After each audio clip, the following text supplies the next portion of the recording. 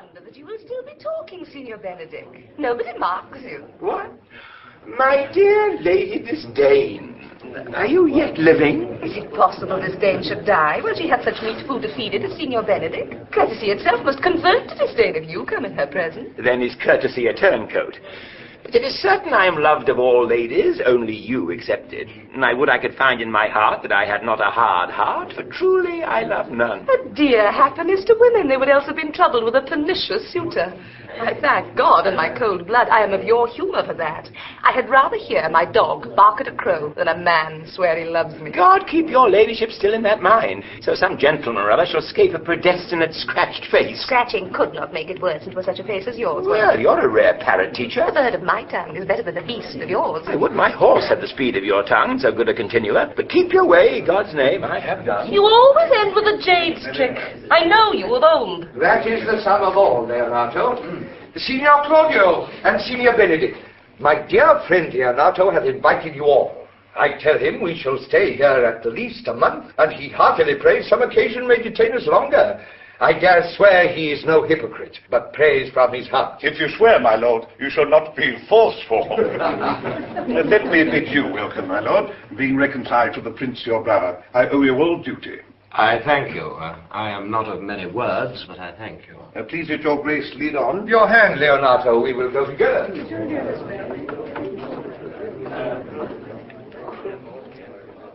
Benedick, didst thou note the daughter of Signor Leonato? I noted her not, but I looked on her. Is she not a modest young lady?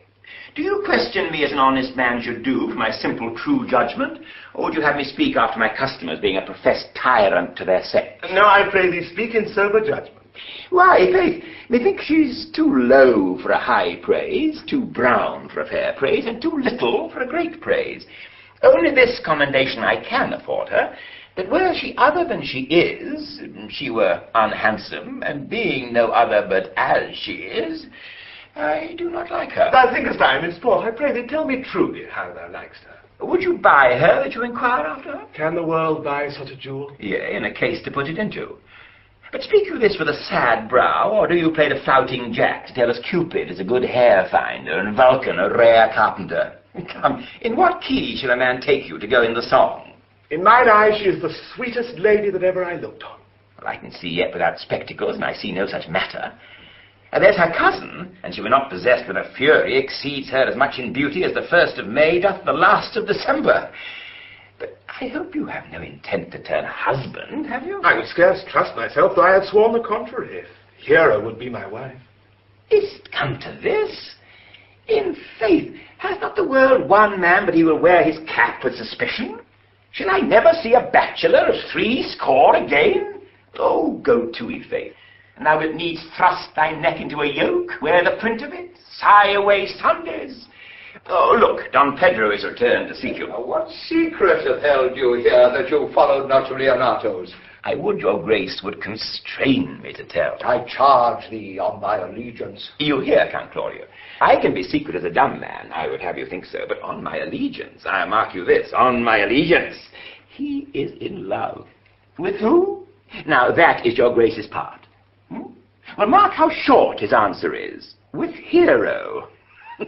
Leonato's short daughter. If this were so, so were it uttered. Like the old tale, my lord, it is not so, nor 'twas not so, but indeed, God forbid, it should be so. If my passion change not shortly, God forbid it should be otherwise. Amen, if you love her, for the lady is very well worthy. You speak this to fetch me in, my lord. By my troth, I speak my thought. And in faith, my lord, I spoke mine. By 2 faiths and troths, my lord, I spoke mine. That I love her, I feel. That she is worthy, I know. But I neither feel how she should be loved, nor know how she should be worthy, is the opinion that fire cannot melt out of me. I will die in it at the stake. Oh, thou wast ever an obstinate heretic in the despite of beauty. And never could maintain his part but in the force of his will. That a woman conceived me, I thank her. That she brought me up, I likewise give her most humble thanks. But that I will have a recheat winded in my forehead, or hang my bugle in an invisible baldric, all women shall pardon me.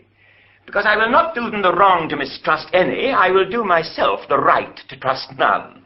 And the fine is, which I may go the finer, I will live a bachelor. I shall see thee ere I die look pale with love. With anger, with sickness, or with hunger, my lord, not with love. Prove that ever I lose more blood with love than I will get again with drinking.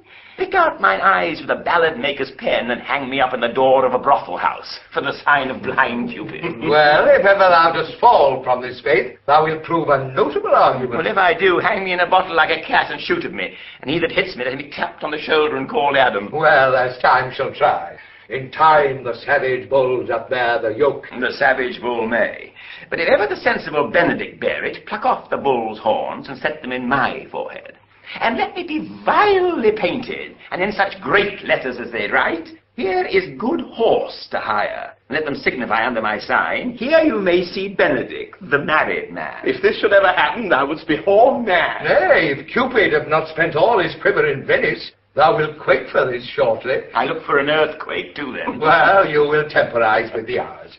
In the meantime, good Signor Benedick, repair to Leonato's, commend me to him, and tell him I will not fail him at supper, for indeed he hath made great preparation. I have almost matter enough in me for such an embassage, and so I commit you To the tuition of God, from my house if I had it. The 6th of July, your loving friend Benedick. Nay, mock not, mock not. The body of your discourse is sometimes guarded with fragments, and the guards are but slightly basted on neither.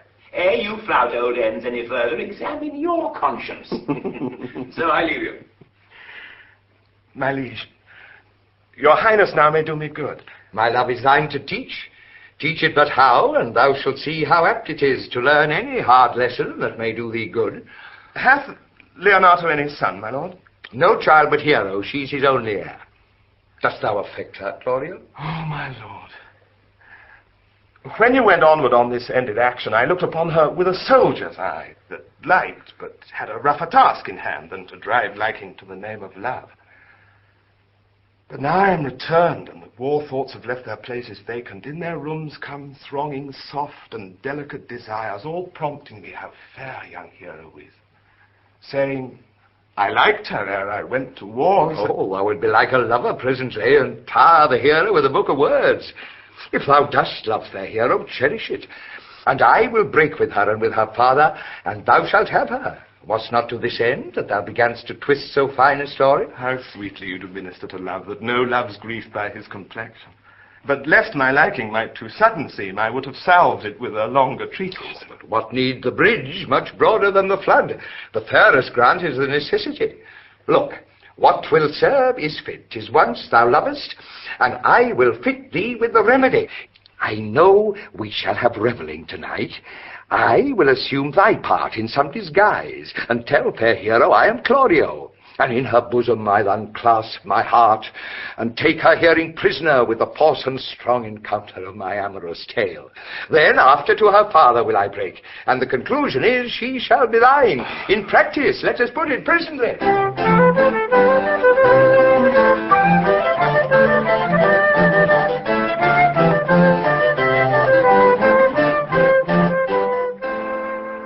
Brother, where's my cousin, your son? Hath he provided this music? Oh, he's very busy about it. But, brother, I can tell you strange news that you yet dreamt not of. Are they good? As the event stamps them. But they have a good cover. They show well outward. The Prince and Count Claudio, walking in a thick pleached alley in mine orchard, were thus much overheard by a man of mine. The Prince discovered to Claudio that he loved my niece, your daughter, and meant to acknowledge it this night in a dance. And if he found her accordant, he meant to take the present time by the top and instantly break with you of it. Hath the fellow any wit that told you this? Oh, a good sharp fellow. I will send for him and question him yourself. No, we will hold it as a dream till it appear itself. But I will acquaint my daughter with all, that she may be the better prepared for an answer, if peradventure this be true. Go you and tell her of it. Cousin, you know what you have to do. Oh, I cry you mercy, friend. Go you with me, and I will use your skill. Good cousin, have a care this busy time.